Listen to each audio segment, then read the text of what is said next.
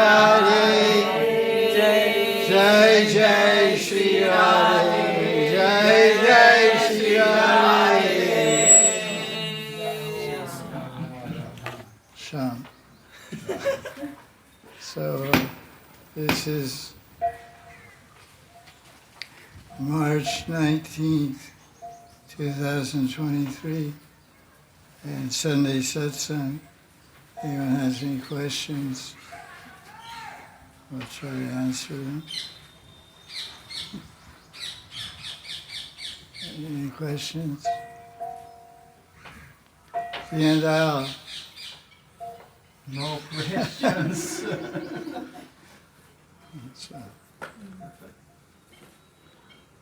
Rahman Baba. I'm just too relaxed. Okay, enjoy. Relax, keep relaxing, enjoy. Welcome. Had a good lunch. Let me ask a question. Is there any shastric proof in the major shastras that we study? Chaitanya Bhagavat, Chaitanya Mangal, Chaitanya Charitamrita, Chaitanya Charita Mahakavya by Murari Gupta. These are 4 books about the biography, life and teaching of Lord Chaitanya. Do any of these books have any verses that describe Lord Chaitanya chanting Hare Krishna mantra? No. What's the answer? Anyone knows? How many say no?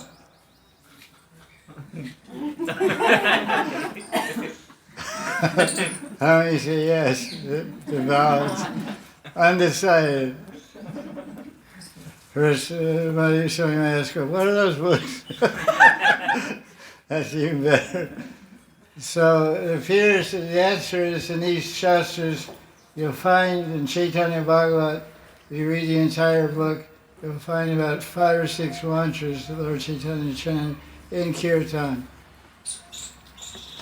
And he chanted Gopal Govinda Ram and Hari Hari Nama Krishna Yadavaya Nama, and also Krishna Govinda Hari Murari Vanamali, something like this. Krishna Murari Govinda Hari, Krishna Murari Govinda Hari Vanamali, this, that. But no record of Hare Krishna mantra. So there's a collection of what we consider shastras because they're written by our acharyas, and our acharyas are the 6 Goswamis and a few others, and they explain that there's some evidence of Lord Chaitanya chanting Hare Krishna. So the first one is by Chaitanya Astakam by Rupa Goswami, and this is really written by Rupa Goswami, and it's in his Stavamala, because sometimes there's Astakali Lila to Gauranga with Rupa Goswami's name on it, and it's not in Stavamala, and most scholars don't accept it's written by Rupa Goswami. So this says, Hare Krishna Krishnate Uche Spurita Rasana Nama Gana Krita. The Lord Chaitanya was chanting loudly, Hare Krishna. It was Rasana means not the tongue, and Spurita means manifest. Nam Gana means the syllables of the holy name. So Hare Krishna Maha Mantra was loudly chanted by Lord Chaitanya. It's a little loud for me to trouble. Let's go down. The Rupa Goswami claims that Chaitanya Mahaprabhu loudly chanted Hare Krishna Maha Mantra. And Chaitanya Astakam, verse number 5. And here's more proof from a prayer by Sri Sachi Shunvastakam by Raghunath Das Goswami. Rupa Raghunath are the primary acharyas for Ras and for Manjri Bhav and Gaudiya Sampradaya. Rupa Raghunath. So he says, Raghunath Das Goswami and Sri Sachi Shunvastakam, Hare Krishna Yevam Ganan Vina Kirtiyato Havo. He does Kirtan. He's doing Hare Krishna Kirtan. Because sometimes people argue because these same books don't have any report that Lord Chaitanya chanted Hare Krishna mantra in Kirtan, which is true. But Rupa Goswami and Raghunath Das are saying He chanted loudly, and Raghunath Das says he chanted Kirtan. This is a prayer from Stavali called Sri Sachi Shun Vastakam. And this is a prayer from Rupa Goswami Laghu Bhagavatamritam, part 1, verse 4.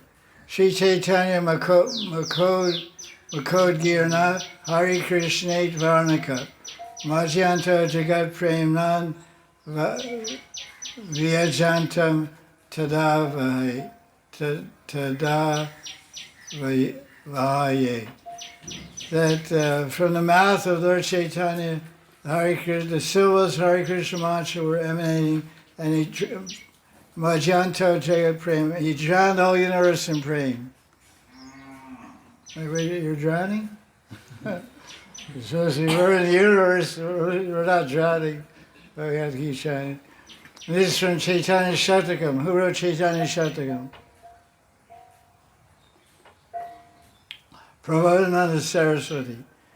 He says, Anu Brahman Dior Madhye Chaityan Samharitam Hare Krishna Ram Nam Malam Bhakti Pradayanam. He says that Lord Chaitanya was chanting Hare Krishna, Hare Ram, means Hare Krishna Maha Mantra, and Mala. It says Malam Bhakti Pradayanam, because it's not written anywhere as chanting Mala. I see so many pictures of Lord Chaitanya chanting Mala, because in the same Chaitanya Astakam by Rupa Goswami, he says Lord Chaitanya was chanting on his fingers and keeping track of the Kati Sutradhara. This is what it says in Sanskrit. Kati Sutradhara. Kati means waist, Sutra means string, and Dhara means holding. A string was tied around his waist, and when he chanted 108 finger joints, 10, 10, 10, and 8. Then they made one knot in that string. That was his counter finger. His java beads were his finger joints, and his counter beads were a knotted string. But then no tulsi, just knots. And then then Chaitanya Shatakam. Anu Brahmandayor Madhye Chaitan Samaritam Hare Krishna Ram Nam Malam Bhakti Pradhanam. It's just the same thing.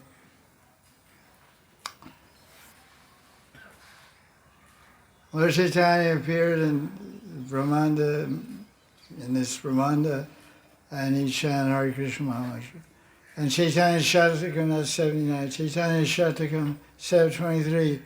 Hare Krishna Ram Nam Gana Dan Karinim.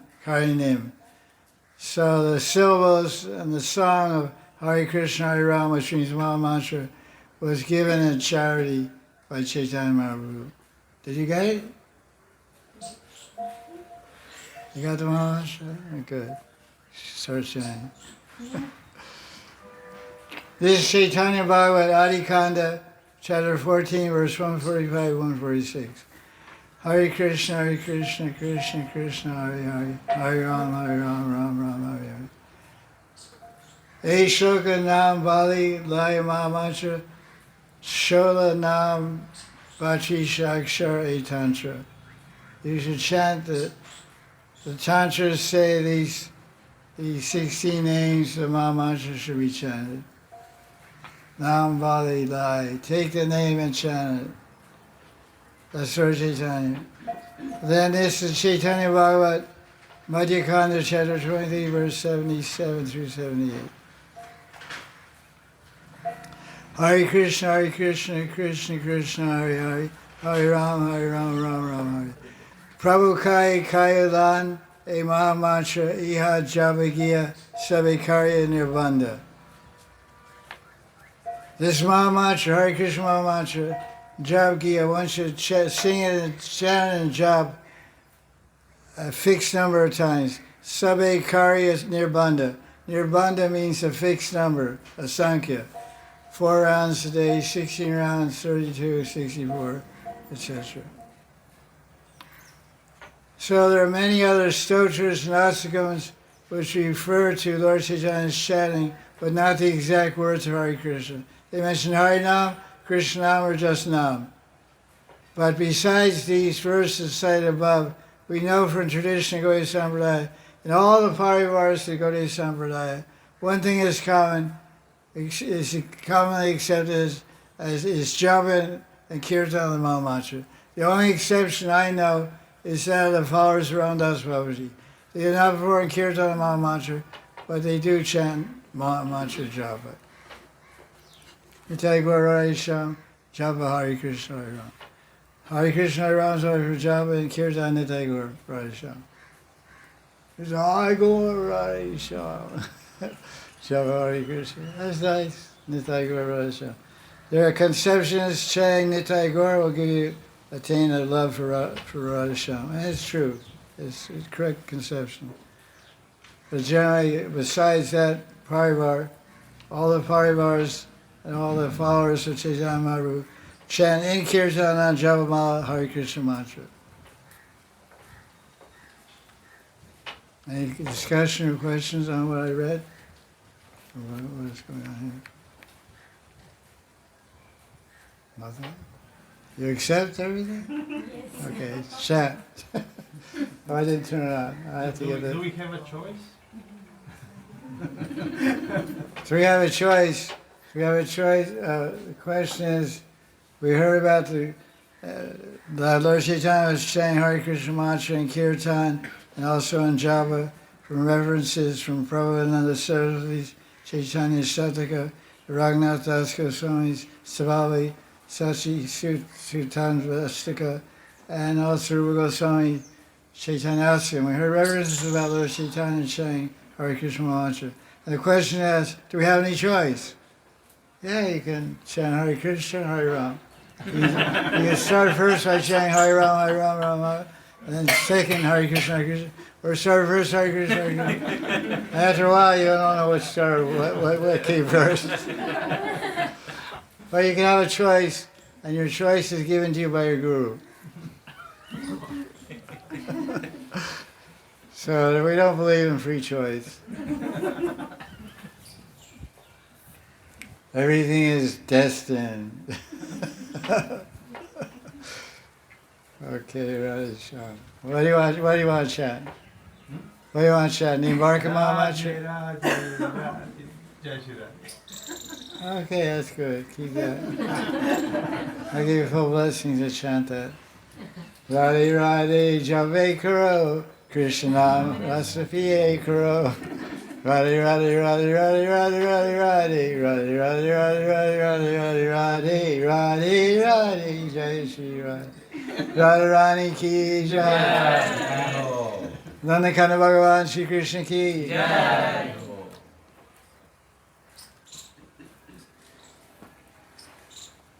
Questions?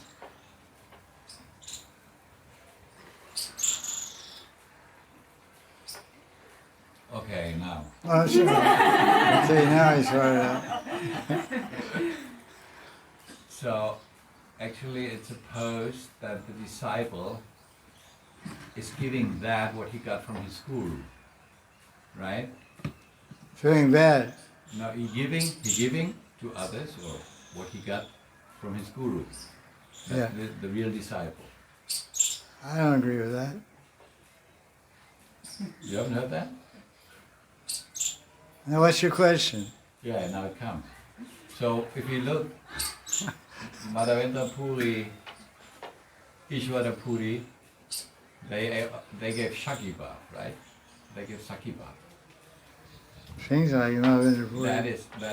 That is in one verse from Madhavendra Puri. It is written that he was talking about Sakiba, and Ishwara Puri, and Chaitanya Mahaprabhu. He gave Manchariba Upasana, right? He gave that. He is the only one. Yeah, keep going. He's the only one who was doing that, right? Well, it's not told in the Goswami books that Chaitanya Mahaprabhu was doing Manjari Bhava Upasana, but he directed all his followers to write about it and show the example. At least it's the idea of Anantadas Babaji and some other acharyas in Gaudiya Sampradaya that seems to give some indication, although Krishnadas Kaviraj doesn't mention that, or any of the six Goswamis. There are some passages in Chaitanya Charitamrita that seem to indicate Lord Chaitanya is experiencing Radha Krishna from the viewpoint of Manjari. For example, Radha Krishna, there's a painting of it in Chaitanya Charitamrita also. Radha Krishna, Yamuna, or maybe Radha, I don't know. Yamuna having jalkeli, splashing water in each other. Mahaprabhu is standing on the bank with the Sakhis holding clothes and waiting to save when Radha Krishna come out. So the question is in this Leela, is Mahaprabhu Krishna or is he in Radha Bhav? He's not in Radha Bhav because Radha's in the kund getting sprayed with water. He's not in Krishna Bhav because Krishna is spraying her. So what Bhav is he in? So Anandadas Babaji in his books, he says he's in Manjari Bhav, trying to show the example that even though he didn't directly show, but by this pastime indicates that. Another pastime, it's in Chaitanya Charitamrita also. Lord Chaitanya sees Radha and Krishna entering a cave in Govardhan. All the Sakhis are outside the cave, and he's with them. He's with them in a Sakhi form, picking flowers to make a garland for Radha Krishna in the cave when they come out of the Rati Keli, Rasya Leela. So there he said, he's helping the Sakhis to save Radharani, so he must be a Manjari Bhav. So this is the idea. But the fact we see, Lord Chaitanya was in Radharani's Mahabhav. He wasn't doing his practical experience in Gambhira Leela. He was just hearing all day and night about Radha and Krishna and the gopis, and mostly hearing about Krishna's beauty and Krishna's Leelas and the name and form and qualities from Radha Ramananda and Sri Damodar. That's all I heard songs and bhajans and books from them. Krishna Karamrita, about the glories of Krishna. It was all about Krishna, not about Radharani. Manjaris cared about Radharani, not so much about Krishna. Not that much. But his whole focus is Radharani fixing on Krishna. The Manjari's focus is fixing on Radharani with Krishna. So I don't accept that Lord Chaitanya was showing Manjari Bhava Upasana. He was showing Sakhi Bhava Upasana in Mahabhava Radharani. And then we're supposed to pray to him and follow his example. And we go to the Vaishnavas, read about his Leela, to get Sakhi Bhava in a generic way, to understand what is the Sakhi, what is their bhavas, how they see Krishna's beauty, how they appreciate Krishna's Leelas, and what is their angle of vision. Because the angle of vision of the Manjari is the same as the Lita Vishaka or other, but their angle of seva, they're in Dasi Bhav, not Madhurya Rati. So Mahaprabhu is not in Dasi Rati, he's in Madhurya Rati, he's in Mahabhav. So his angle of vision and his heart and his angle of vision and his experience is all Madhurya Rati.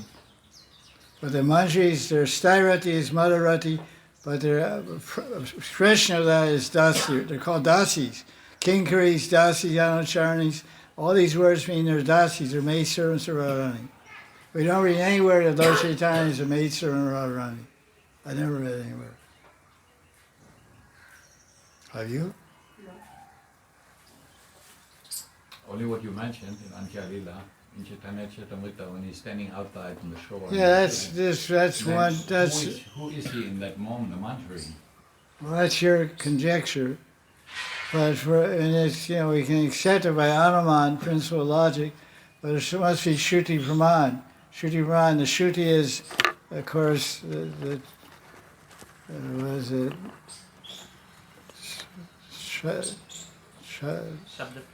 No, the three things. Three sort of... no, but not that. But yeah, Prasthantraya. Prasthantraya, the main evidence are Upanishads, Vedanta Sutra, and Gita.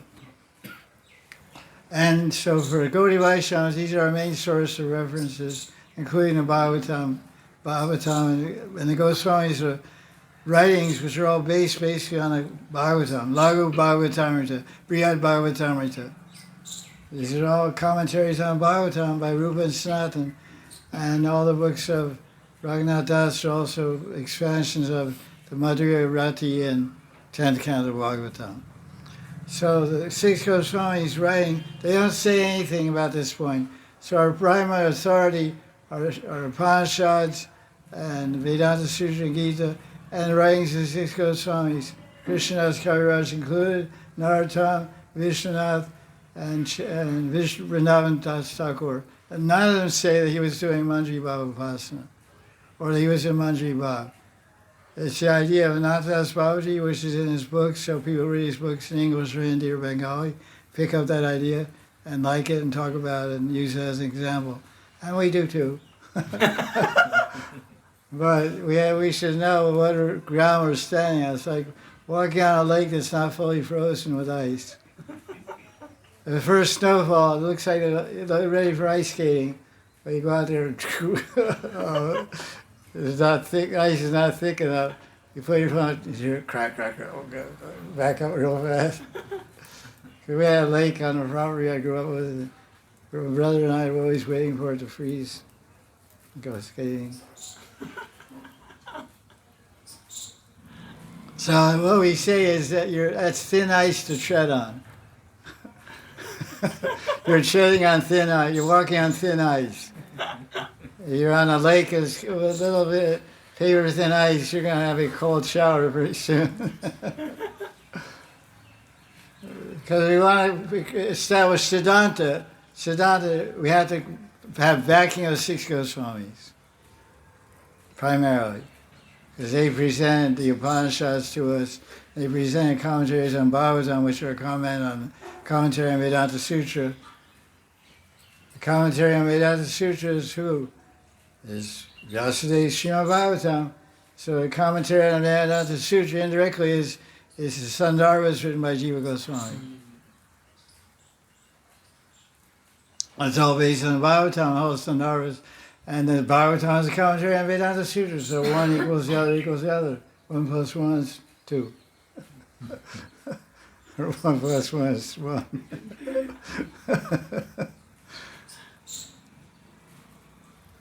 Yeah, okay? So now we can come to one maybe conclusion of this in a way. Like, for example, you were saying Antas Babaji wrote this, but this is thin ice, you know? So, It's subjective. yeah. So, that also shows us that we should never be blind followers, but the students. Yeah. Who advocates blind following? We just gave you 2 eyes to see, not you weren't born blind. So in Achyuta, the question is, should we be blind followers? Yes and no. Had to take a leap of faith, which is a blind. You don't know where you're going. You don't know. I'm just jumping in the boat with this guy and hope he gets me across the ocean. Hope against Vashabandha. So in Achyuta Chaitanya Charitamrita, Lord Chaitanya says how to understand Shastra, how to understand what is acceptable Siddhanta and what is not. So he gives 2 criterion. The Siddhanta, the writings or the comments by an Acharya, like say for Anantadas Babaji Maharaj, take for example, his books are shaping the lives and consciousness and heart of thousands of people around the world. And he said, Chaitanya Charitamrita says, in Achyuta, it says, anything we read, because Sri Damodar is reviewing everything that was presented to Lord Chaitanya, to look for two doshas. It's called false doshas. Is it Siddhanta Virud and is it Rasabhas? Is what I'm reading, is it against, Virud means against. Is it against the Siddhanta of the 6 Goswamis and the Gaudiya Vaishnava Siddhanta? And is it overlapping, wrong mixture of mellows, wrong mixture of rasas? Because somebody writes poetry or drama, and it's just for speculation. They think it's cute, they think it's sweet, and it's all rasabhas. So that's a very critical thing. Because to write Sanskrit poetry, you have to know Kavi, you have to know Sanskrit, you have to know Itihas, you have to know literature, everything you have to know. So this particular commentary by Anantadas is saying that Lord Chaitanya appears in these instances in Chaitanya Charitamrita during his Puri Leela. He appears, it's in his Antya-lila in Puri, it appears that he's exhibiting interest or participation or experience of Manjari Bhav, taking the role and position of Manjari. So if you examine those statements and what's going on there, it's not Siddhanta Virud, because Sakhi Bhav, Manjri Bhav is also Sakhi Bhav. So Lord Chaitanya is in Sakhi Bhav Radharani. It also includes Manjri Bhav, but not specifically, but indirectly, because they're Sakhi to Sakhi. So it's not Siddhanta Virud, and it's not Rasa Bhas either. There's no overlapping of Rasa. He's in the mood of servant. So Lord Chaitanya is always in the mood of a servant. Except when, and even when he's in Radha Bhava, Mahabhava, he's in the mood of a servant of Krishna, but not a Manjri servant. He's in Radha's Bhava as the enjoyed of Krishna. Radharani exists for Krishna's enjoyment. Her service is to offer her body for Krishna's happiness. That's called amorous love. So we don't be blind. So we judge. Is it what I'm reading? Is it correct according to Siddhanta? Yes. Is it correct? Is it no rasavas? Yes. Now, who wrote it? Well, it's a person, reputable acharya, a famous person with good credentials of behavior and learning. Yes, okay, we can accept. It's called Acharya Vani. Acharya Vani. Acharya Vani can be accepted if it's not Siddhanta Virud and not Rasabhas. And a person is speaking according to what he says, what the modern contemporary Acharya says, is not against the teaching of the previous Acharyas or against morality or something like that. Maybe a well-positioned person, highly educated, learned devotee, but maybe speaking something immoral, which of course will be rasabhas.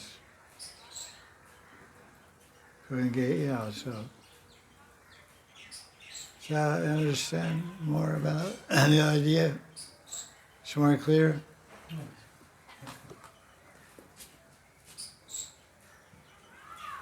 The main thing, Bhakti Sandarbha, Jiva Goswami explains, when we take shiksha from some shiksha guru, that shiksha guru must be approved by our diksha guru. And the person must be approved, and the person's teachings should not go against the teaching of the diksha guru. Rather, they should clarify or enhance or explain what the guru is teaching. Like someone may go to shiksha guru, maybe a god brother, maybe an elder god brother of the guru, and ask a question. Guru Maharaj said this, but it's just, I'm not sure about this, and then gets further shiksha. You know, like for example, when my guru, at one point they were asking, we didn't know he was leaving, but disciples were meeting him, and they asked some devotees, Indian devotees from Delhi, asked him, and he said, Gurudev, in your absence, because he's 100 years old now, in your absence, who should we take shiksha from? He said, take from Hari Charan from myself, and Vinod Hari Baba.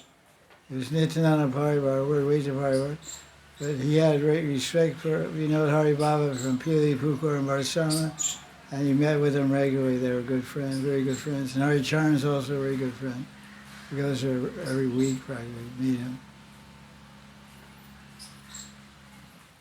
So these three devotees were recommended by my guru. So best to stay with your family, with your guru and your guru, god brothers and god sisters, and collect all your information from there. Oftentimes they say, what does it mean taking sadhusanga? And I've read it, I can't say where. I read sadhusanga means to associate with your guru. He said, you don't need any more sadhus. Like my Guru Maharaj, I used to go meet him and I say, Baba, I met this Babaji, came to my ashram and said this. He said, why are you talking to all these Babajis? Why you got all these crazy ideas? Oh, but he said like this, like that. So why are you going there? I said, I'm not going there. They're coming to my ashram. They're coming to me and having dialogue. He said, don't listen to them. Don't listen to anybody. Just come to me. I know everything. I can tell you everything. So I said, yeah, I agree with that. I'm not going anywhere. You go to the supermarket and buy everything. You don't have to go to the corner store, you know. Go to the supermarket and buy everything you need. Clothes and everything. Hammers and screwdrivers and food and everything under one big store. You go inside, go crazy shopping. I don't know what they have in India. They have such a thing, a big store and a Fab India, that kind of thing too. You go one floor clothes and food and appliances and everything. It's like Western style, you know. One shop stop. So we got one shop stop guru. You get everything from one person. Diksha, shiksha, that's all you need. So what more? Other things are just for some more ras. Other side of the song is more ras and more clarity. Like your guru has a 100-power microscope, somebody might have 200 power. Oh, look! Oh, I see more there. That's good. Okay, look above. No problem. If the Diksha approves. This is teaching of Jiva Goswami. No renegades. Some of you are hard to control. Independent-minded. Shansahimana Krishna. Questions?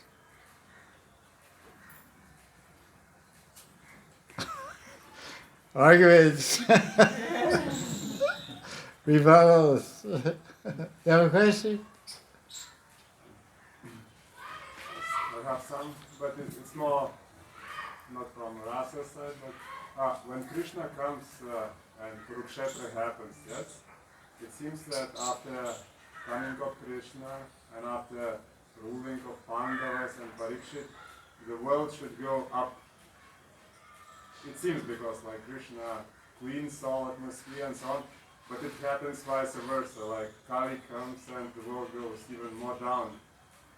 How That's an interesting question. Very interesting question. So he's asking a question.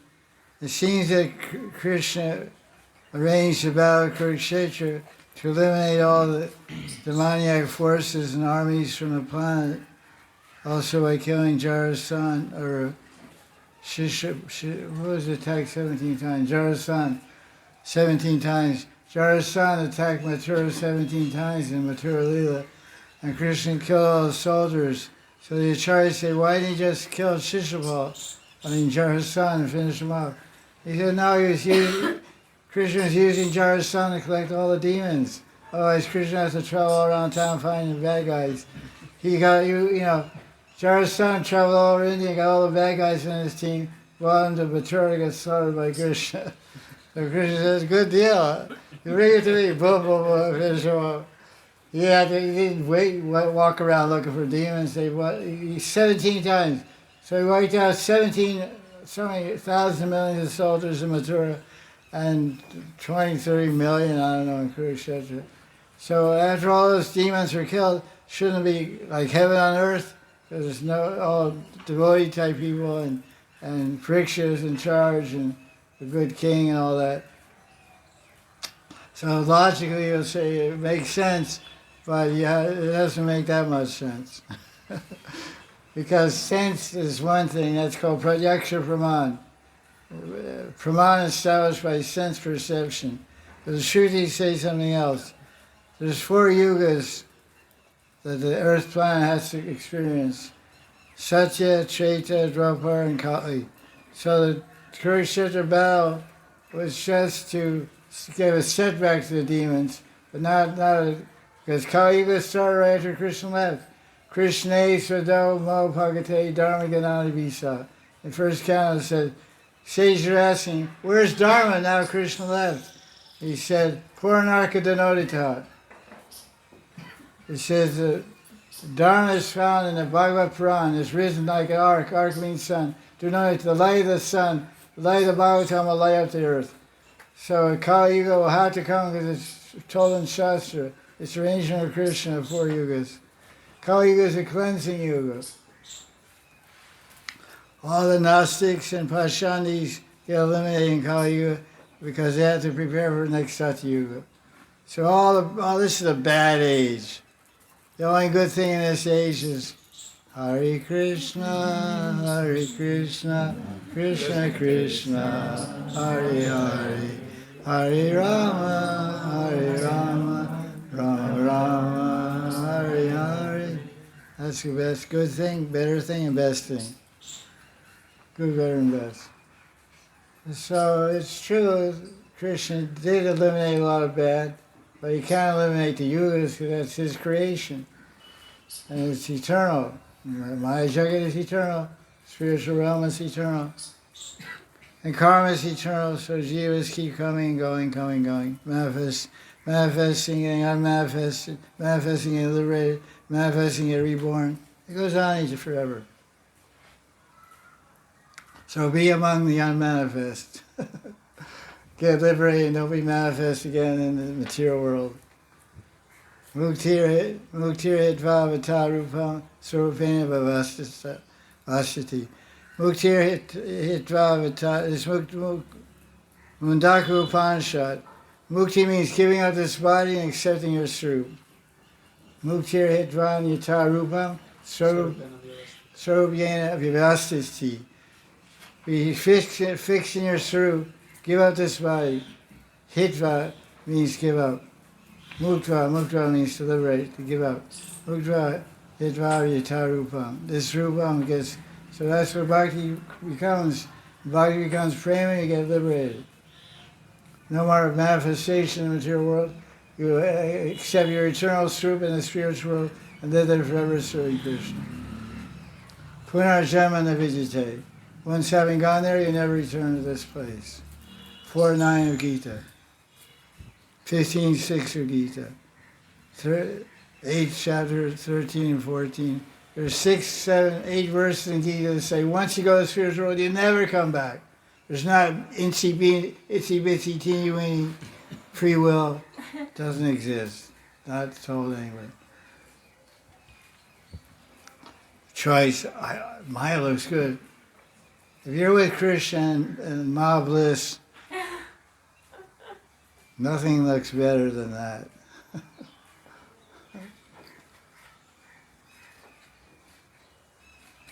Sorry, nice question. You want another question? Some more questions? Yeah, sure, why not? You guys are a smart guy. Correct me if I will be wrong, but usually it is said that in this Kali Yuga we have the lowest qualities.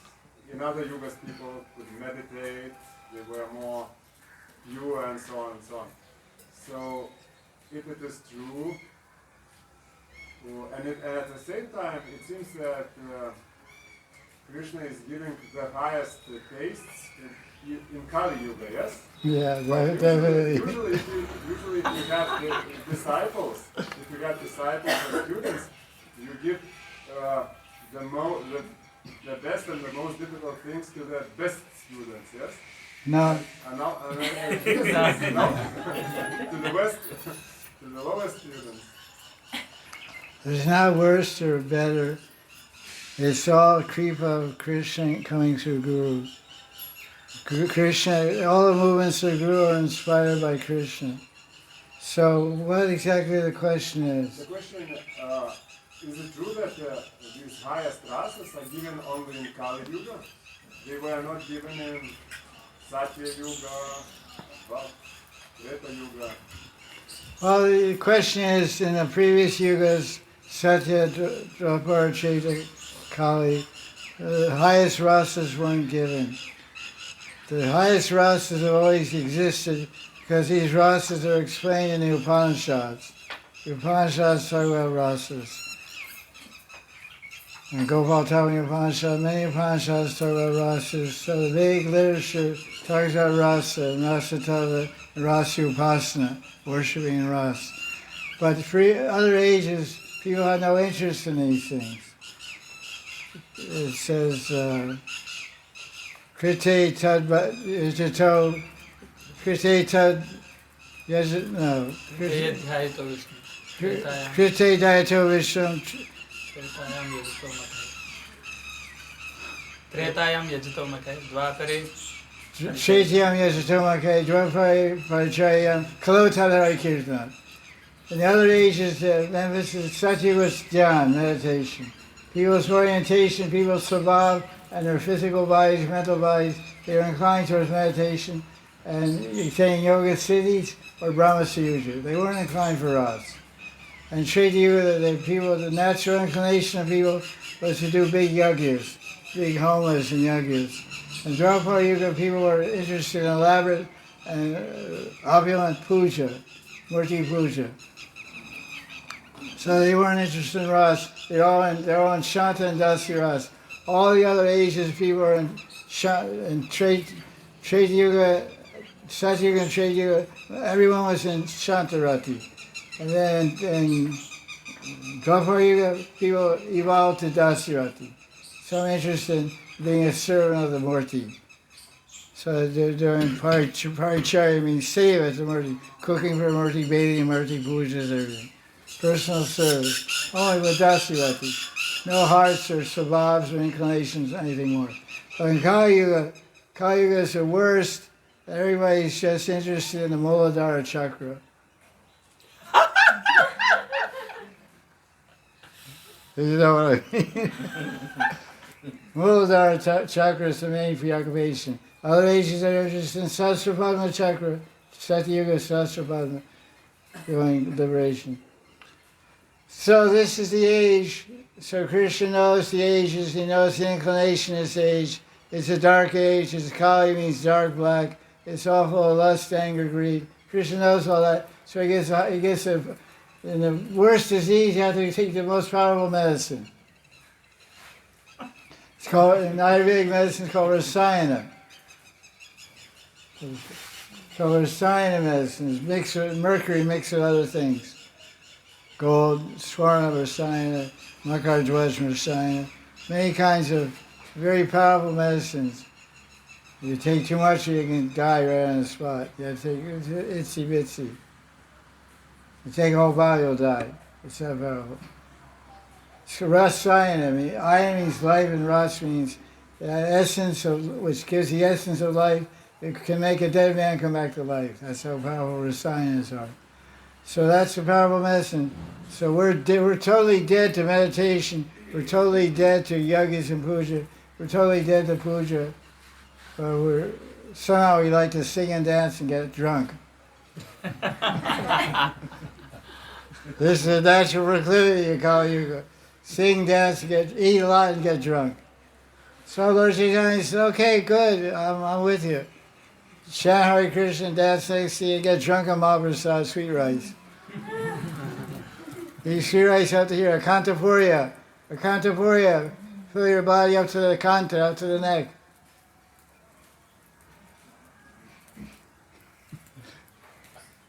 Akanta, Vaishnava Savadana, Akantapurya. Be careful, Vaishnava, you're eating too much. It's getting too healthy.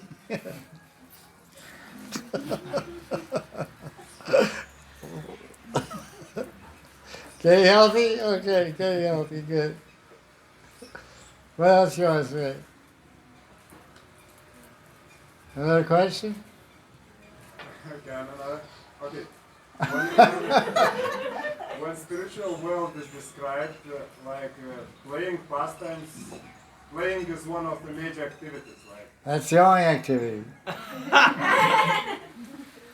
Like sport, Krishna sporting with other gopas and with gopis, playing as activity, like very different games. Is it true or no? What do you think? I think it's true. Because like we go to past cards and they are playing and interacting between each other. Oh. The Earth, we're living on Earth planet. It's a middle planetary system, Earth planet. It's called Karma Bhumi. This is a place of karma. By your karma you can go up, by your karma you can go down. There's 7 planets below, Atal, Atal, Atal, Rasatal, Vatal, 7 planets below, and 7 planets above. Bhur, Bhuva, Swa, Janalok, Mahalok, Tapalok, Satyalok. So there's 7 planets above, 7 below. So according to your karma activities, you can go higher planet or go lower planet. It's lower by destination, but it's not lower in enjoyment. It's called subterranean heavenly planets. It's called hell because it's heavenly enjoyment in Tamagun. Like in Swargaloka, it's heavenly enjoyment in Sattva Rajagun. So they get drunk on Somaras. Somaras gets you high and makes you live a long life and keep you healthy. But in lower planets, they get drunk on moonshine. Homemade brew. Whiskey and wine and stuff like that. They get totally crazy. And it hurts, it's not good. not recommended. If you get high, go to heavenly planets to take Somaras. So this is called Karma Bhumi. But Krishna's place, his plane of existence, spiritual realm, is called Lila Bhumi. When you see a sign coming from Devayagra Highway, it says, "Welcome to Lila Bhumi, Krishna Lila Bhumi, the playground of God." The big sign there. This is God's playground. So when God wants to work, he becomes an avatar and appears in this world. When God wants to play, he brings his play world to this world. When he comes, Vrindavan is a play world. Go to Vrindavan. He comes here, becomes Boma Vrindavan. But it's still a place to play. That's all Krishna's doing is Leela. Mother, Vatsalya Leela, Madhurya Leela, Sakya Leela, Dasya Leela, all Leelas. Raj is the land of Leela. Leela Bhumi. Leela, we call Leela Purushottam Bhagavan Sri Krishna Ki. Jai. And Ramchandra came to establish law and order, rules and regulations. He's a rule and order God. He's got a bow and arrow. That means business. So he has a bow and arrow, you better be nice. You better behave yourself. Hey, bro, watch out. Krishna has a flute. What's a flute? It's a piece of wood, you just bang it out, breaking them. Just plays music. Krishna tantalizes and captivates hearts. Ram pierces hearts with arrows. So, what do you want? What's your choice? Want to get your heart pierced by Ram's arrows, or get your heart captivated by Krishna Murali? I'll go for the Murali. Is that okay? You got it right. Play. Start playing. You're Vrindavan. Where's the ball? Have a bigger game now, more contestants.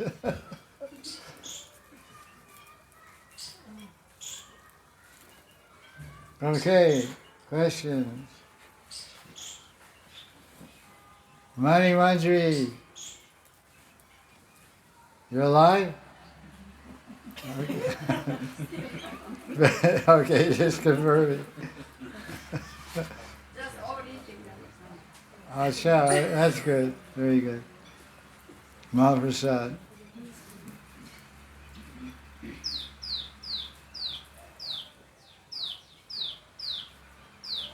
Actually, I just realized that I was asking about this, the nature cannot be changed. I realized it really cannot be changed. I find out that my nature is still. Wow! The only way I am existing here is on the mercy of my Gurudev. Yeah, well, you got it now. So I'm still adopting. Can't change your nature and change your heart consciousness. Nature is the body and mind, and chitta, subconscious.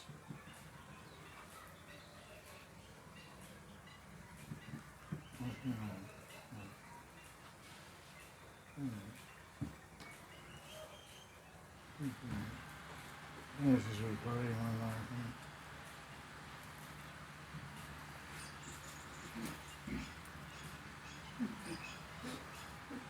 Harag. Ji Jaga. Radhesham Guru Maharaj. Maharaj, I just wanted to request you to tell us about some of your sweet memories, realizations, and your experience in Vrindavan. Because Maharaj, you have been here for a very long period of time, and I came to Vrindavan in 2015, and that time Vrindavan has grown a lot in traffic and different, and I can't able to see the Vrindavan. I heard you lecture, Maharaj, of Vrindavan Mahimamrit. It captivated my mind, and I just wanted to know how Vrindavan used to be looking like 20 years back. And you were telling us some of the sweet memories. Can you please tell us some more about how it used to be? I wrote some articles on my website, in my articles division in English, about my experiences in Braj, what it was like. You can read there. But I can say I first came to Vrindavan in 1977. That's a pretty long time ago. Most anybody's hardly that old. I don't think anybody here is that old. 77, that's 23, and 23, 46. I don't think you're not. What are you? You're not 40. I know because my daughter is. Now you're 46. So when you were born, I came to Vrindavan for Yatra. She's the oldest one here, except for me. You're not. You're like. No, her daughter was He born. was already 77. Huh? I was also born 77 actually. Me and her daughter, her generation, we together were in Her ISKCON. birthday today, 46. Yeah. Acha. That's nice. You have gray hair, but you're not old. How old are you? Me. You. 46. Yeah. I was born in 1976. That's nice. So when I first came, it was a totally different Vrindavan. I was staying in a Gurukul. No, I was staying in Fogal Ashram in 77.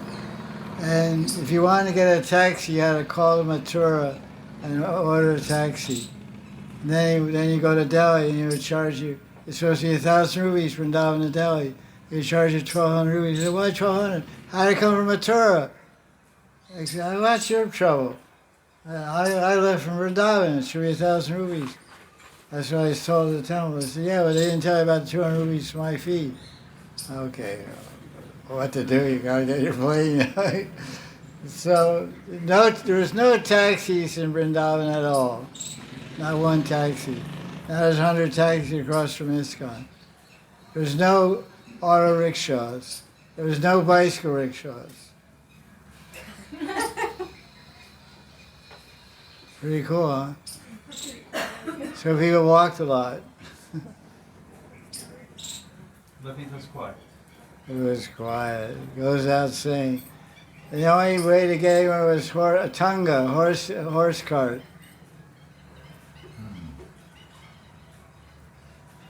Horse cart to go around, horse cart to anywhere. No plastic, huh? Huh? No plastic. Yeah, no plastic. That's actually, yeah, no, in the landscape was no plastic. There weren't any bottles either because people have recycled bottles, soda bottles, Coca-Cola, Fanta, no aluminum can soda, 77. It was like ancient history. And around Ramanreti, there was hundreds and hundreds of peacocks. Hundreds, thousands of peacocks. You couldn't even sleep at night. They make so much noise at 1 o'clock. During Rasa at 1 a.m., peacock, wow, wow, wow. You open your going room, shut up, you guys. You couldn't sleep. There were so many peacocks.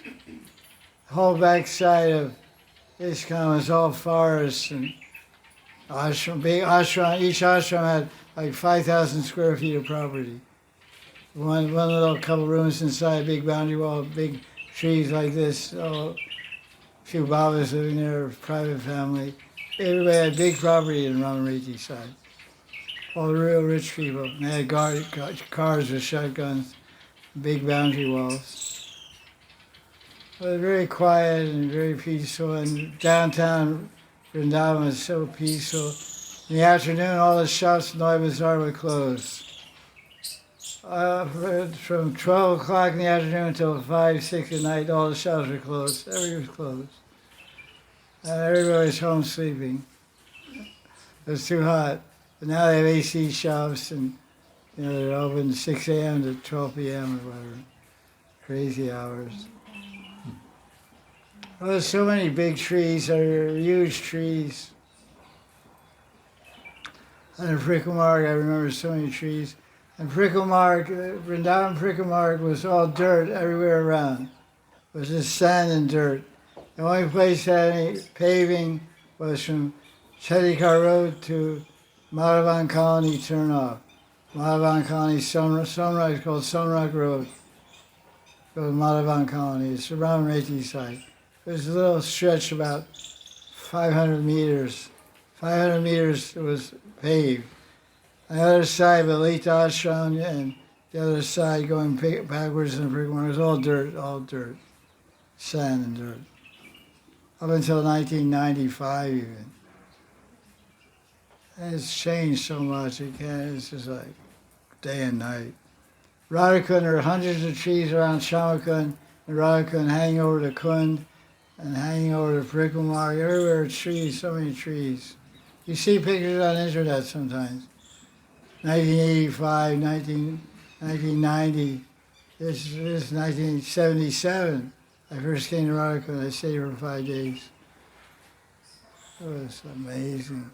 There was no young people in Radhakund, everybody was over 80 years old. There's old men, old women walking over, a few young guys, a few Babajis.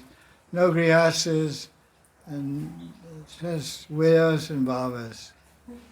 I mean, grihastas, Brishvasi grihastas, but the bhaktas, now you've got all these young women, they're widows, I guess, they wear white, but they have long black hair and they're young, 25, 30 years old.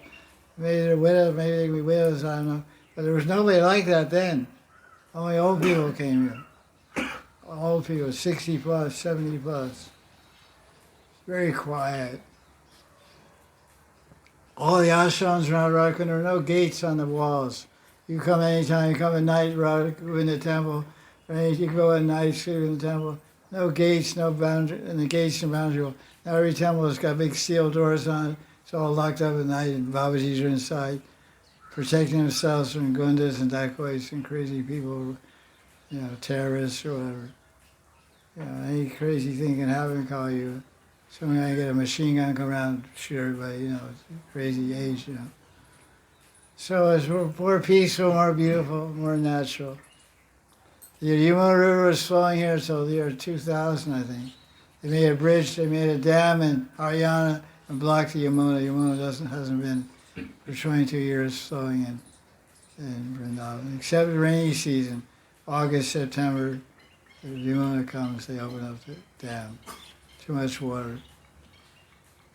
When you're bathing Yamuna, you're bathing in urine and stool from all the villages along the way. Bliss. Liquid frame.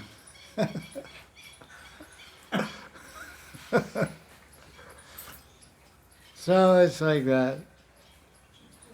That was then, now is now. You have to create Vrindavan in your heart and mind.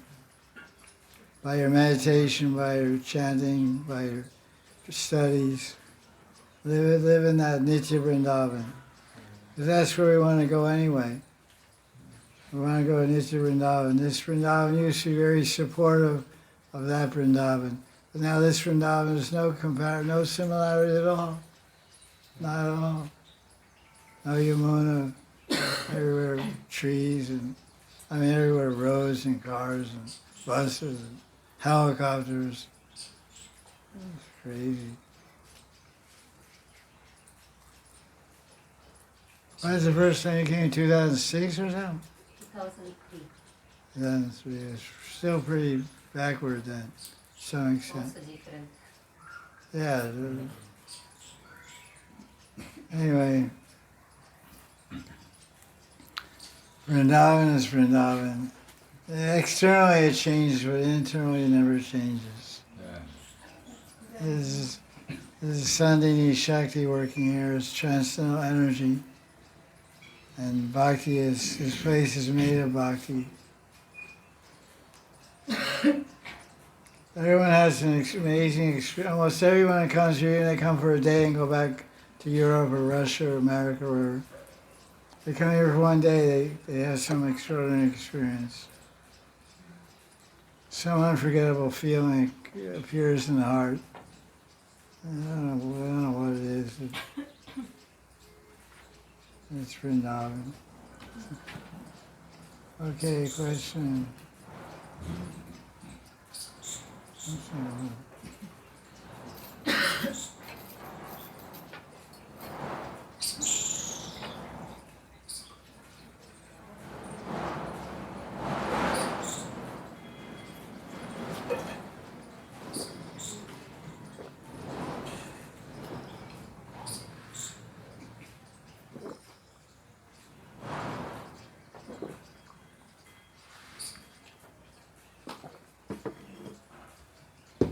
Okay, questions?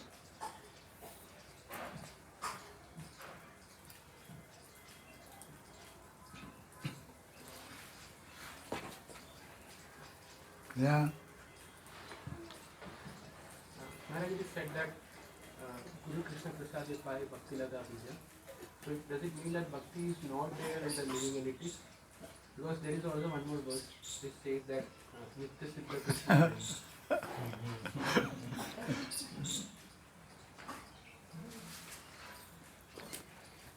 There's two verses in Chaitanya Charitamrita. One says, Brahmanda Brahmate Kaun, Bhagavan Jeev, Guru Krishna Prasadi Pai, Bhakti Lata Bija. It says living entities are wandering throughout the universe, Brahmanda, and Kaun Bhagavan. Kaun Bhagavan, some fortunate jiva receives the seed of bhakti. The word P-A-Y-A means receives. Even BBT, Chaitanya Charitamrita, translates the word pi as receives. The living entity, the conditioned soul, the Nityabhata Jiva, receives the seed of bhakti from Krishna or Guru, which means it's not in the heart. If the seed is, can you have a mango, if you have a seed in your heart, can you have a mango in your heart and not a seed? Mango comes from a tree, which comes from a seed. So the seed is bhakti, it's bhakti bijam, which was the verse says, you get the seed of bhakti from Guru Krishna. And then it becomes a tree, that's bhava, and it becomes a fruit, that's prema. So everything is a matter of becoming, not existing. We don't have bhakti in our heart. If we don't have bhakti, if you don't have the seed, how do you have the tree and the fruit? If you get a fruit, you need a tree, and get a tree, you need a seed. So bhakti begins with a seed of bhakti, and that by bhakti bhajan and Guru Kripa and Krishna Kripa, that seed becomes a tree, and then that tree produces a fruit, which is siddhi or perfection, which means prema. So bhakti is not in heart, prema is not in heart. The later verse in Chaitanya Charitamrita, chapter 23, verse 107, I think, it says, Nitya Siddha Krishna Prema Sati Kavanai Shravanadi Shurachite Koryadai. It's describing the nature of Krishna Prema. Krishna Prema is Nitya Siddha. It's eternally perfect. Translation BBT is wrong. It's not right. No Acharya agrees with that. No Acharya, Six Goswamis, no contemporary or no traditional, all the original Acharyas or contemporary modern Acharyas will agree that the translation of BBT is right. It's wrong. But the actual meaning of the verse, Nitya Siddha Krishna, Krishna Prema is eternally perfect. And it's in the hearts of the Nitya Siddha Parishats of Krishna, which means the eternal associates. It's in the heart of Krishna, the heart of Radharani, Rupa Goswami, Raghunath Goswami. And when you do Bhakti Bhajan, when your conscience becomes pure, it will come down from there into your heart by the mercy of gurus, acharyas, or Krishna. Just like you get Bhakti Bija by mercy Guru Krishna, you get Bhava by mercy Guru Krishna, you get Prema by mercy Guru Krishna. All three come by mercy Guru Krishna. Nothing is inherent, nothing is intrinsic in the jiva.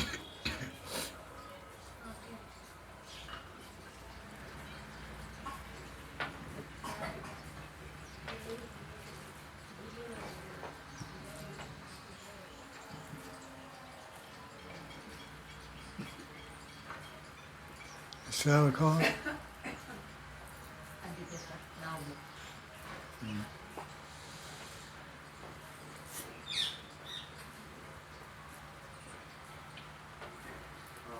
Can I ask in this context? Sure. I think in the second chapter of Bhagavad Gita there is some shlokas which say that the soul is unchangeable, eternal, many definitions, but one of the ideas is this unchangeability. Like that the soul is not constructed from some parts.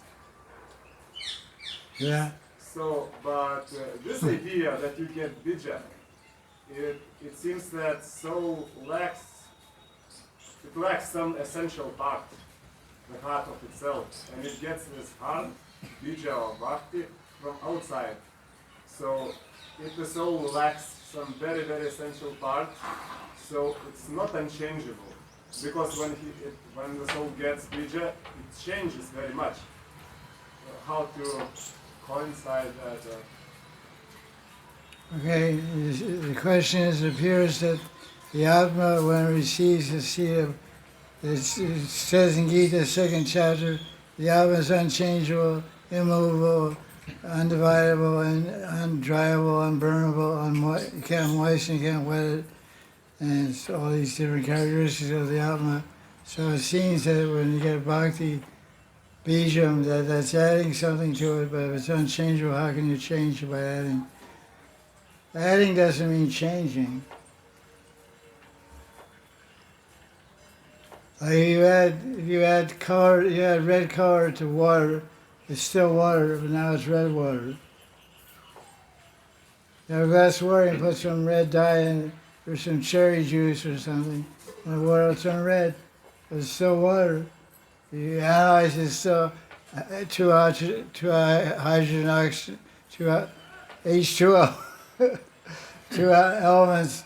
The elemental constitution of the jiva doesn't change. The jiva is sat, is eternal, and he's conscious. It's the nature of Atma. Atma is eternal and conscious. And the Atma has yogita for gyan, for knowledge and bliss. But it's not manifested. It has the potential to receive knowledge and bliss. So how to receive knowledge and bliss? When you receive Bhakti Bijam, what is Bhakti Bijam? Bhakti Bijam is Bhakti Shakti. It's the Shakti of Bhagavan, Sri Krishna. Shakti Shaktiman. Krishna, Prasya Shakti Vidaya Shrite. Krishna is unlimited Shakti. So one Shakti is Bhakti. What is Bhakti? Bhakti is a combination of two Antaranga Shaktis of Krishna. Antaranga potencies of Krishna. One Antaranga potency, Swarup Shakti, Antaranga Shakti, Chit Shakti, is called Ladini Shakti, which means the ability to experience happiness and bliss, unlimited, infinite, ananta bliss, ananta anant, infinite bliss, and love, and knowledge. One is called Samvit Shakti and Ladini Shakti. These combined make Bhakti. So this Antaranga Shakti mixes with the Jivatma, the Nityabhava Jivatma is Antaranga, is Tatastha Shakti by constitution for eternity. So Tatastha Shakti mixes, it's not changing, it's still Tatastha Shakti. It doesn't change its Shakti capacity, but it mixes with Ladini and Samvit, and that's Bhakti, it becomes Bhava and Prema. So it changes nature. It fulfills its nature, it has potential for bliss and potential for knowledge, but unless it gets bhakti coming from outside, it'll never manifest. Always be miserable and always be stupid. So it's just adding, it's enhancing. It's like iron rod is iron, no matter what you do to it, iron. You put it in a fire, it gets red hot, then it becomes fire. Can you say it's different from fire? It's one with and different from fire. So to touch the jiva with its limitations becomes one with Antaranga Shakti by Diksha, by receiving Bhakti Bija and developing Bhava and Prem. It becomes fire, spirit Prabhupada says spiritualized. To touch the Shakti becomes imbued with, mixed up with, endowed with, mixing of Antaranga Shakti. So the touch Shakti remains the touch Shakti, but now has the potential to experience infinite transcendental bliss and infinite transcendental knowledge. Jiva Goswami explains in Sandarbhas, the only bliss of the jiva is the absence of misery. The only knowledge we have is knowledge of this world. Because we pick up knowledge through our senses, our karmendriya senses and gyanendriya senses, processed through the chitta, of subconscious and sense organs, produces knowledge of this world. We don't have knowledge of God. That's to come from outside. That's why Krishna says in Gita 4:34, approach the Guru to learn the truth. Tadvidi pranipatena pariprashnena sevya upadeshyanti te jnanam jnananas tadvidarshana. Learn the truth from someone who's seen the truth and surrenders to the truth and realize the truth. So we don't change our stability, we don't change our constitutional nature by mixing up, by getting a touch of Antaranga Shakti.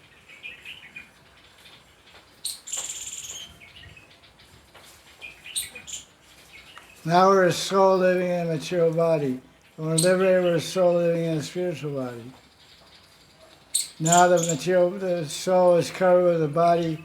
Now the soul is covered with a body made of Maya Jagat, Prakriti. When you're liberated, the soul is covered with Bhavdeha. Bhavdeha and it's covered with Antaranga Shakti. Not material energy, Prakriti is Bhairanga Shakti. Bhairanga Shakti is covering the Tassa Shakti. When you liberate, you get free from Bhairanga Shakti. Now the Antaranga Shakti covers you. Yogamaya covers you, and this world Mahamaya covers you. When Yogamaya covers you, you act for Krishna's pleasure always 24/7. Yogamaya, Sita Devi, Paramasi. The wife of the Vaitacharya is Yogamaya. So we actually want to be in Maya, but depending which Maya, yes? We don't have any want in the matter. It's just already, it's happening. We don't want to be in Maya. We don't want to be in Yogamaya, Mahamaya. It just happens. Krishna put us in Mahamaya. It's no beginning. It's the beginning of Sanadi. Since the beginning of this time, no beginning, we've been in the Maya Jagat. In Mahamaya. But we're trying to get out.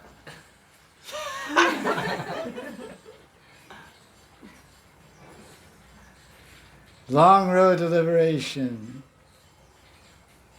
Keep smiling. Have fun. Yeah. Dina Dayal. So I want to ask you, not philosophical now, but can you tell us what is your favorite Leela? Leela. Leela.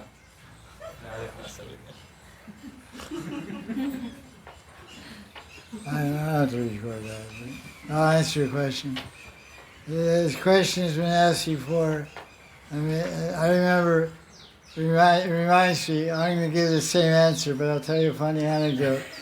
There was a great devotee of ISKCON who Prabhupada said went to the spiritual world. His name was Jayananda Das.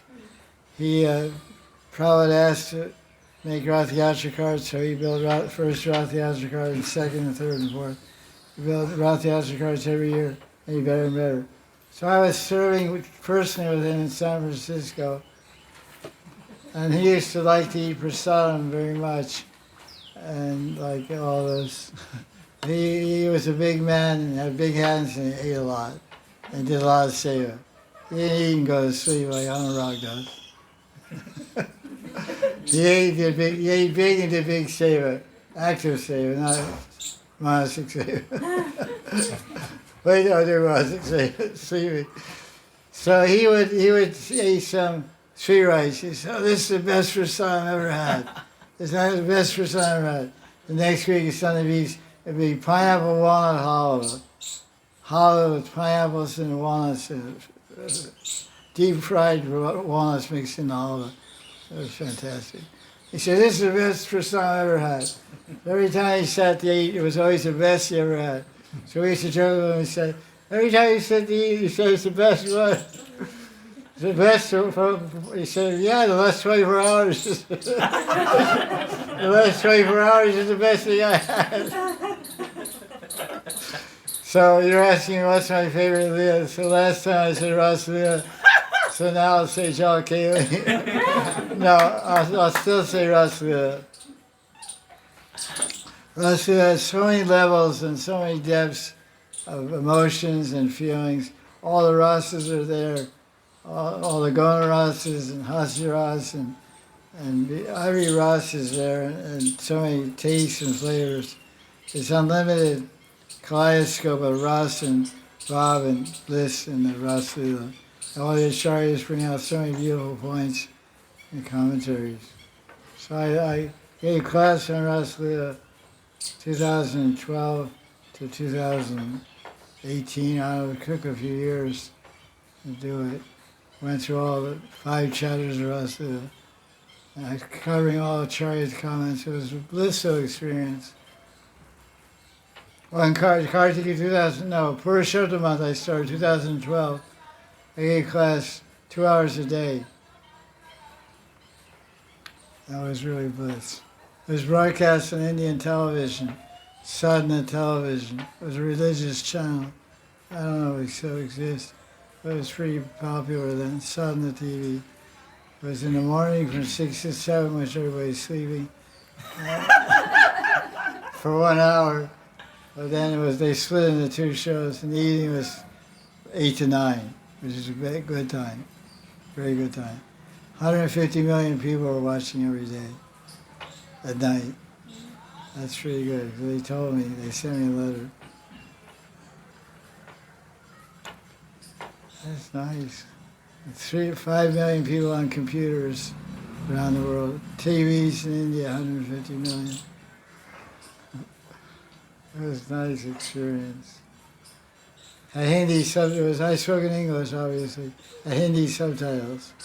One of my students, Govika, went to the studio because it was shot in the morning time, in the afternoon actually, 3 to 5 or something.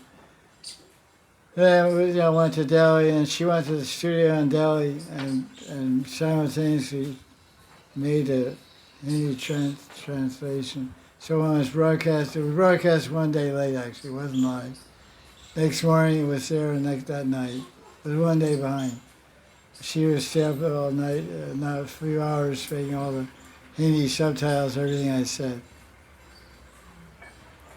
We got comments, we got phone calls to the studio, and she was there when they were calling. One guy said, "We're in a village, and we have 50 people in our house from the village. We're all watching I'm the only guy in the village has a TV." The 50 people are watching Swamiji's class. I said, "That's pretty cool." So it's a big thing. So I like Ras Leela. So other questions? Yeah. Maharaj, Sita Devi is Purnamasi, but one of your articles... Advaita's wife, not Ram's wife. I got it now. It's in Gorganda Shtipika. Says her identity in Krishna is Purnamasi Yogamaya. Maharaj, in article you about Advaita Acharya and Madhurya Upasana, something. The article was named like this.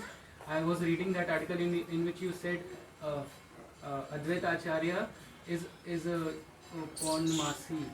You mentioned there, who gives Madhur Bhav to the Advait family. So, my question is Advait Mahaprabhu is also Yogmaya Purnamasi. The question who? Advait Mahaprabhu, Advait Acharya, is also Yogmaya or Purnamasi. Shakti, Shakti, Mathura, Veda. There's no difference between Shakti and Shaktiman. Shakti, Man, Mathura, Veda. There's no difference. So Radharani is Krishna's Ladni Shakti, Radharani's Ladni Shakti. Radharani is Krishna, Krishna's Radharani. There's no difference. Radharani is Krishna's Shakti. You can't separate Krishna from Shakti. They're inseparable. You can't separate Sita from Ram, Shiva from Parvati, Radha from Krishna. You can't separate Sita Devi from Vaidacharya. So in one Leela, she's Sita Devi and he's a Vaidacharya. In another Leela, she's Puramasi and he's also Puramasi. It's his Shakti. So Krishna is Radharani, Radharani's Krishna. Generally, you say you can't separate the Shaktiman from the Shakti. So you can't separate Krishna from the Shakti. It's like they say Nityananda is Nangamantri. Nityananda is not among Nangamantri. She's a separate person.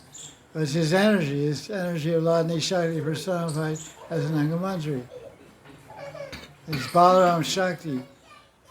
Balaram Shakti is Nangamantri. Nityananda, Nangamantri becomes Janamata. Janamata is Nitai's Shakti.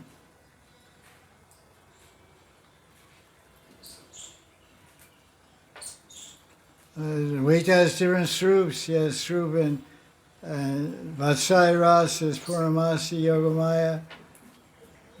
And then different srups in Madhurya Ras and Sakhi multivariate personality. Zaira Isham.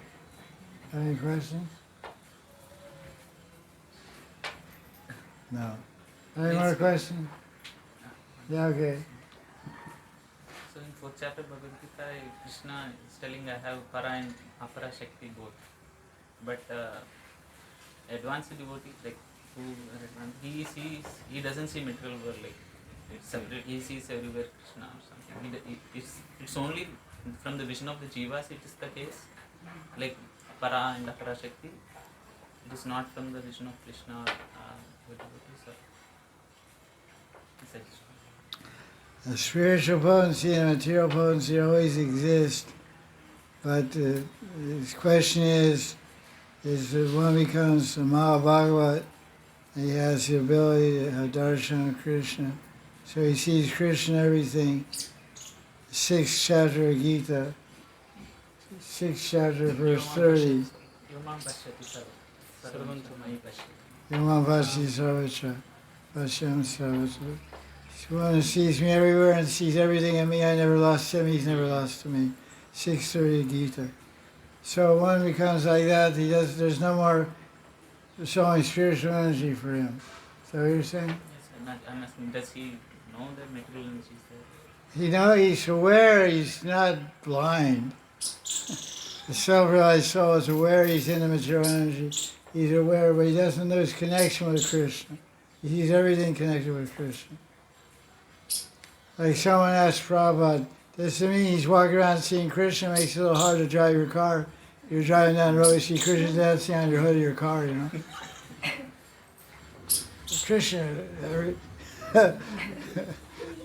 yeah. It's not that he's seeing Krishna everywhere. He sees material energy, he moves with material energy, but he doesn't lose connection with his consciousness with Krishna. This is the Mahabhagavad. If material energy doesn't become spiritual, material energy is nitya. It's always apara. Para is spiritual, it's eternal, and apara, material, is always material, eternal.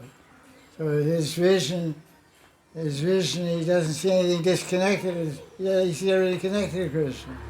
This is because of his consciousness. He doesn't stop seeing material, you know. Krishna's everywhere.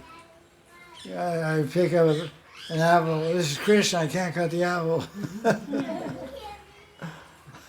I can't eat this. Is Krishna.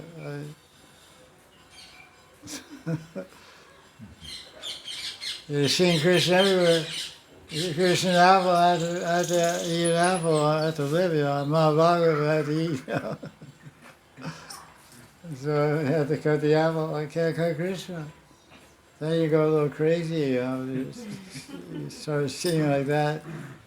You'll see yourself in a white coat and see yourself in a psychiatric hospital. But no problem, because also then the walls are soft as Krishna. That's good. You can feel the walls and think you're massaging Krishna. Okay, that's cool. So in relation to this, like how material energy can come from Krishna, like how something inferior can come from the source, like that's also. Question is how material energy comes from spiritual energy. How do fingernails grow in your hand?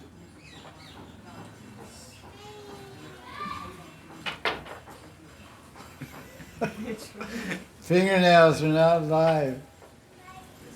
It's just protein and keratin or whatever connected together. I forget. She knows better. She remembers at least. I can't remember. Krishna can do anything. Argatana Gatana Patyasi Shakti. He has the power to make the possible impossible, possible impossible. Argatana Gatana Patyasi Shakti. That's the power to make possible impossible, impossible.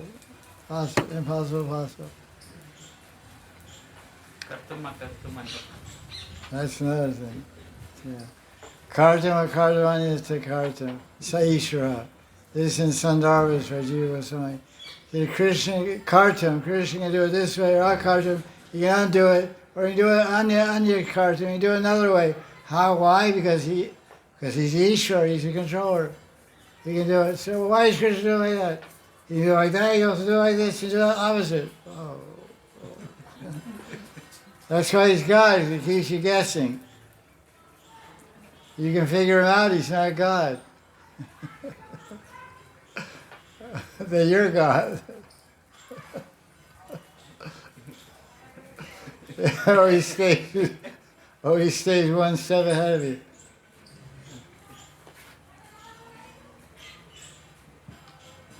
Yeah, what do you have to say? The question is in Goloka reality, is there religion? I explained the question because in this, when Krishna comes to earth, there are many leelas where like the gopis are praying to some devatas, asking for husband, to Narayana praying to Shiva, yes? And there is like evolves again. But in Goloka reality,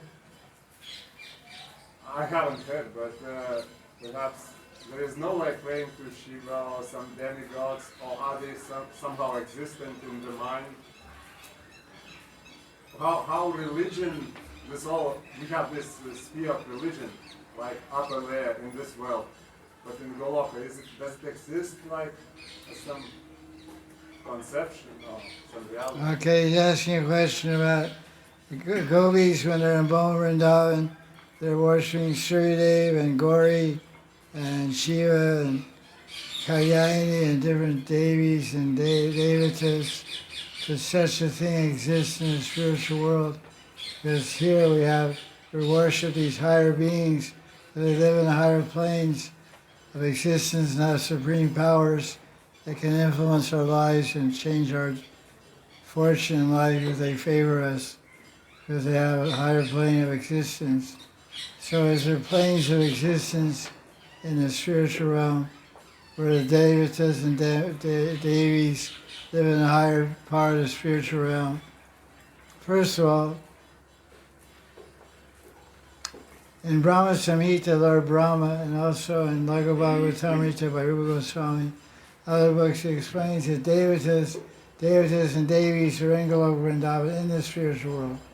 The prototype, the original form is there. Ganapati's there, Ganesh is there, everyone's there in the spiritual world. But they're just serving the Leelas of Krishna. They're just there serving the Leelas. They're present there. They pray them just for the Leela.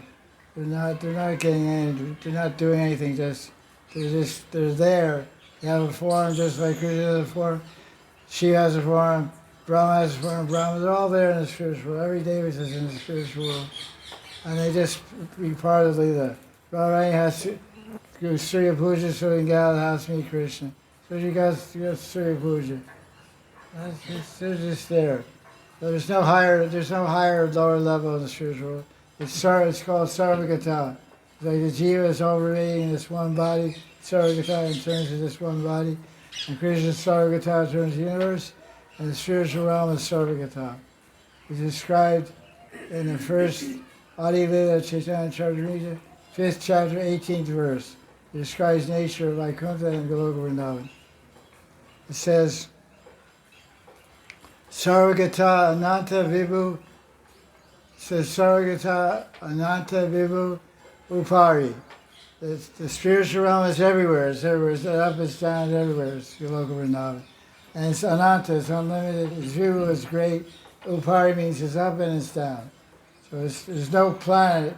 There's no, like Earth is a planet, Mars is a planet, Jupiter, Sun, there's no planets called grand planets. But Goloka Vrindavan is not a planet. It's not a planet, Goloka. It's not, wrong to say. It's an area of consciousness, highest plane of existence, highest level of consciousness, the transcendental consciousness of Vaikuntha, and the highest part of Vaikuntha is Goloka Vrindavan. There are all these realities existing in a full consciousness expression. No higher and lower. Everything is Krishna the highest, everyone's serving him. So they're praying, Shiva is actually Krishna, Brahma is Krishna, every aspects of Krishna. But they're taking different positions just for the Leela. So it maintains its human-like conception. It's human-like here, it's human-like up there also. This is a speciality of Goloka Vrindavan. Vaikuntha, demigods are also in Vaikuntha. They have Vaikuntha planets where they live with Vishnu. The Vishnu, people in Vaikuntha also worship demigods. There's spiritual form of demigod. We have a spiritual form also. Jivatmas have a spiritual form in Goloka or Vaikuntha. We have to attain it. We have to receive it.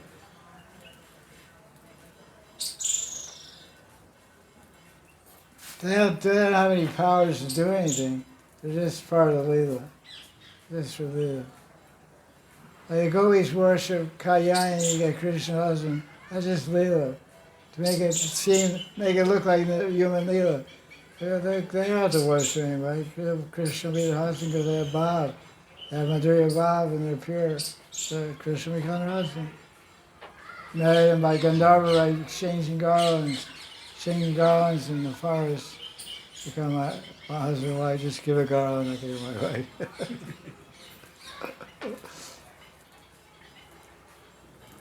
Okay. It's all there.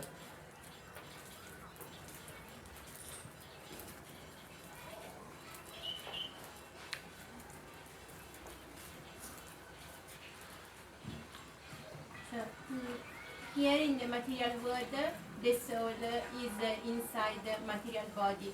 When we will go in spiritual world, soul will be mixed with Siddha Deha. So it's possible to say that the soul has no specific form, but the soul obtains the form based on the state of consciousness of the soul. As the Atma, Nityavara Atma, formless, and he attains a form when he goes to the spiritual world that he worships Krishna, Ram, Vishnu, etc. Spiritual Atma, every Atma, there's a spiritual body for every Atma in the spiritual world. So you can't really fully, correctly say the Atma has no spiritual form because he has a spiritual form. We're not aware of it. It's like Narada Muni did bhajan, and then Krishna says in the Bhagavatam, first canto, chapter 6, verse 29, Vishnu bought the spiritual body for the spiritual world, gave it to Narada. It's his spiritual body, and you got linked up with the Atma. So the Atma has a spiritual body means the Atma has a spiritual body. It doesn't. It's already there. We just haven't realized it. Yes. That's what self-realization means. Realize the self, the true self. You get this material body, you get another one until you realize you're Siddhaya, and you get enter the Siddhaya and go there.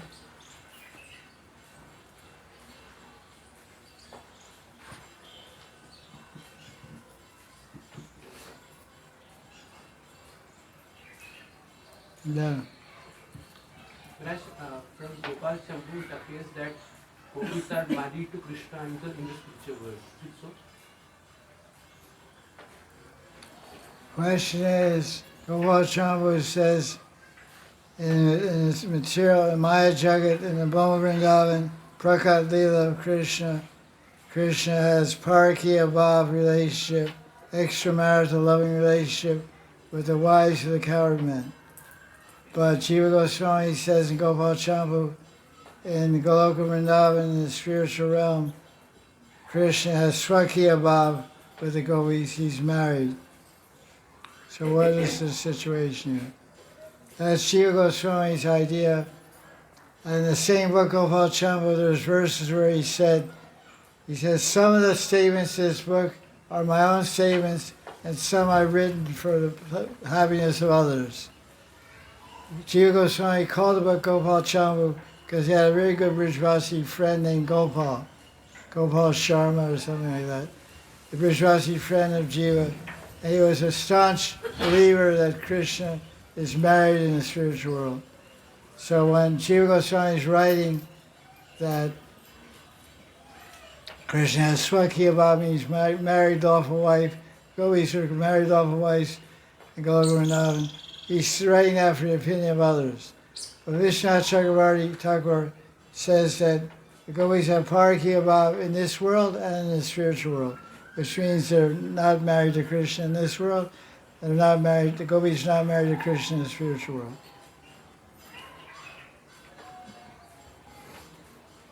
So most of the modern contemporary Gaudiya Vaishnavacharyas will explain that Krishna has Parakya Bhav in the spiritual world and this world.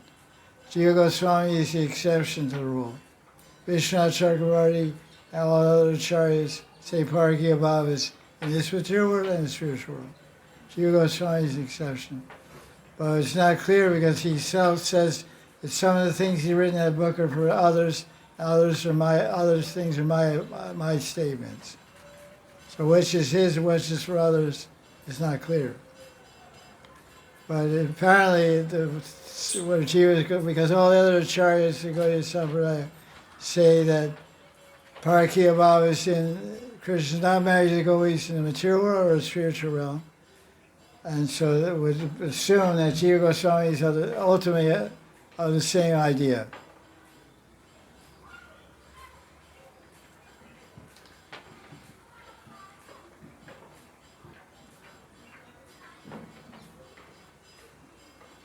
Same question was asked last Sunday. That dancer girl's father, where was he? The young girl asked, Bharatanatyam dancer. Same question I had last Sunday. Parakya Bhav.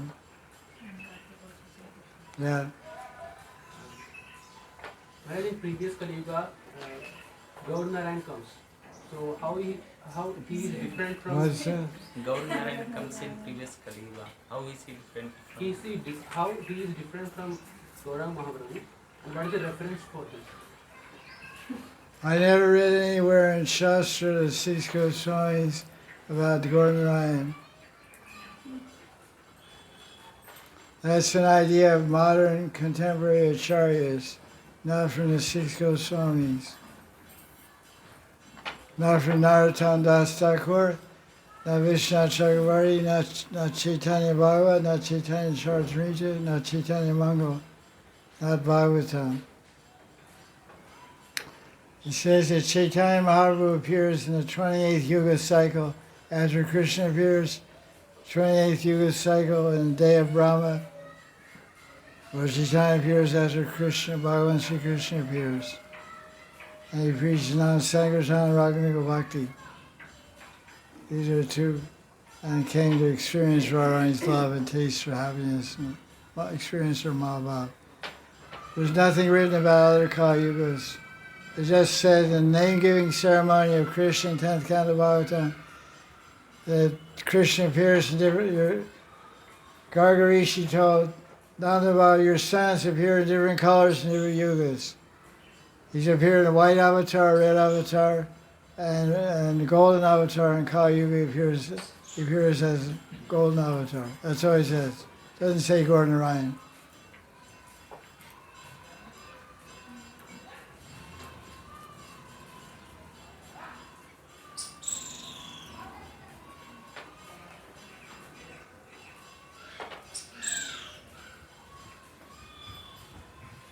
Oh, that's his wife. They took it as wife. Bringing Prasad.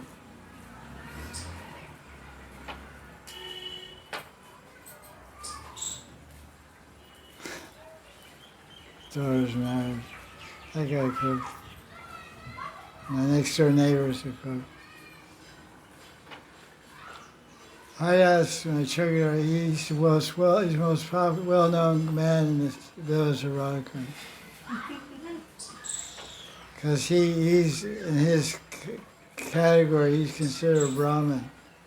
They have some places where they do puja, and they always call him to do the puja. So whenever he has a function, whenever Brahmins have a function, they invite him to come. Marriages, and they go to his marriages and stuff. And he's really quite a popular guy. He knows all the gossip of the whole village. He tells me all the latest stuff. Not so much anymore, but he's been working here for 22 years. When he first started, he was telling me so much gossip. I said, that's enough.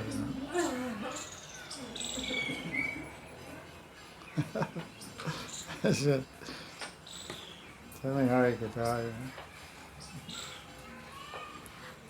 Good question.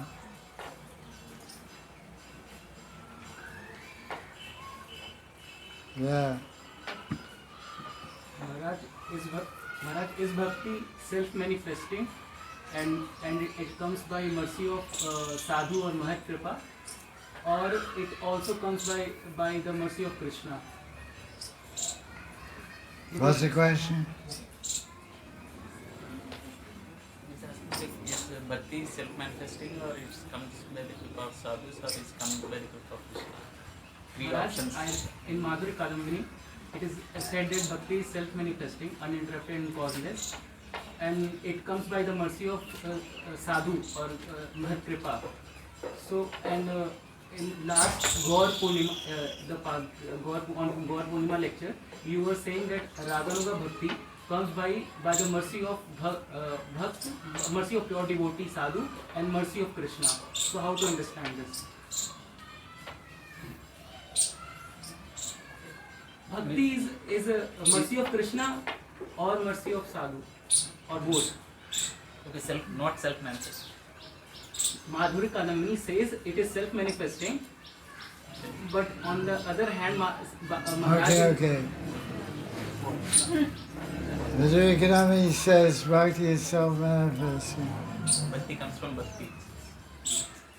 Bhakti manifests by the mercy of bhakti. So the devotion in the heart of Bhagavan inspires him to place bhakti in the heart of a conditioned soul. And devotion in the heart of the devotee inspires him to give bhakti to another conditioned soul. So the only way you get to see a bhakti is from Guru and Krishna. It manifests through that medium. It's self-manifest through the medium of Krishna's will or the Bhakta's will. Same thing as Rag Bhakti. Raga is Vaidhi Bhakti, manifest by the will of Krishna and Guru, and Raganuga Bhakti manifest by the will of Guru and Krishna. 1, 2, 309, Bhakti Yasvinda Sindhu. Bhagavan Karunya, Bhakti Karunya. Matra Hetuka. The only Matra Hetuka, the only cause of Bhakti manifest is the only cause of Bhakti manifest is the mercy of Guru Krishna. That's it, boss. I made her, right. Congratulations. Thank you. What's up? Okay. Very beautiful. Okay. Congratulations.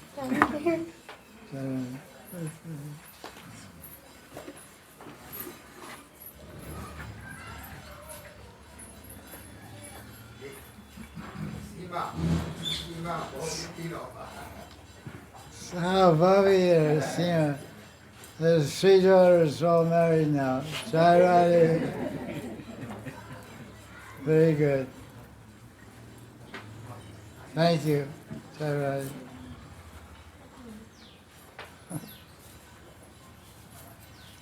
She's the last daughter got married 2 days ago, 17th. Good luck. Wish you all the best.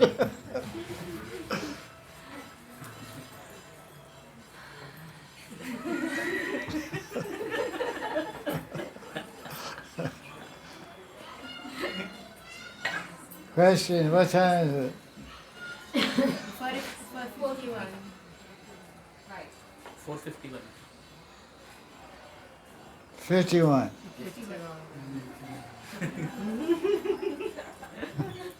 Yeah. I was reading in some, I don't know exactly which, I think it's some book from another, I don't know exactly where, but I was reading that he says that sometimes probably the devotee, when he starts, from the beginning he has rag, he's spontaneous. It's not that he should be Vaidhi. It says that some devotees from the beginning they are like spontaneous devotees.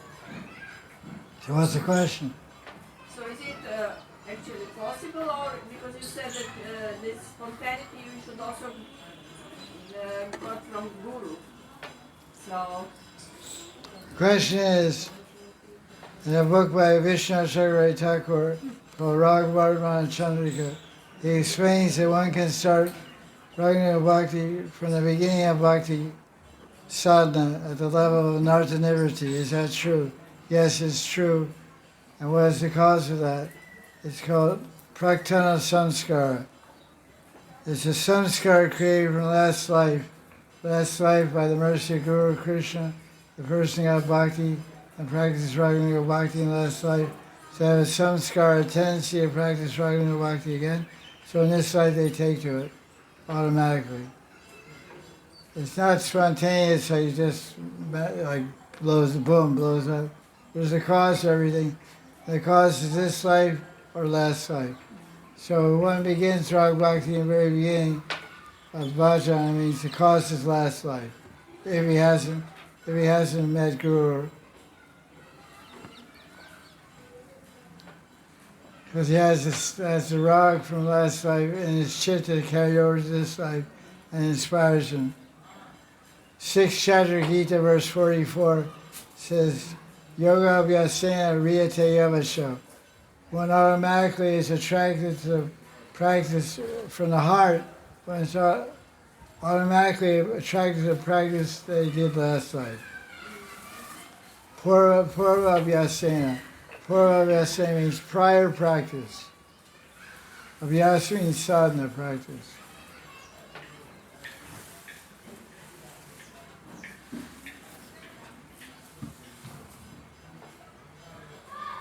Any next question?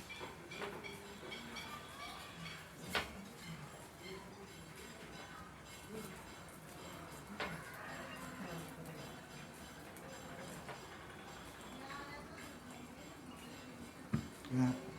Maharaj, do the spiritual master need to come down again for the deliverance of his disciple? Does the spiritual master return from the spiritual world if he goes there to liberate the disciple? Is that the question? Maybe. Maybe the first class disciple that's attached to the Guru can, first of all, Chandogya Upanishad, it says the Mukta Jiva, liberated soul, can manifest 1,020 different forms. A liberated soul, when it goes to the spiritual world, he can manifest 1,020 forms. So the Guru can stay one form in the spiritual world doing Seva in Sarup, and come another form as a Guru to liberate disciples. Yes, the answer is yes. It's possible.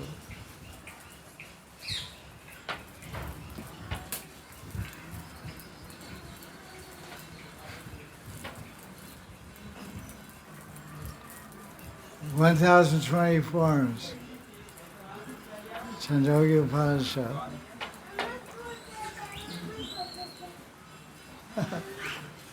So one form there, one form here. No problem. Right now we have one form here, one form there. Every jiva has a siddha in the spiritual world. So we have one form here, one form there. So Guru is sitting there, he's here. It's already happening. Like today, modern remote work. Huh? Working from home. Working from home, remote work. What? So remote work is like he's working from spiritual, working from home. Remote, yeah. Remotely working. Anything else?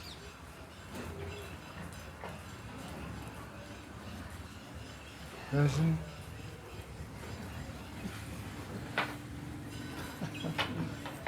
Jai Jai Shri Radhe, Jai Jai Shri Radhe.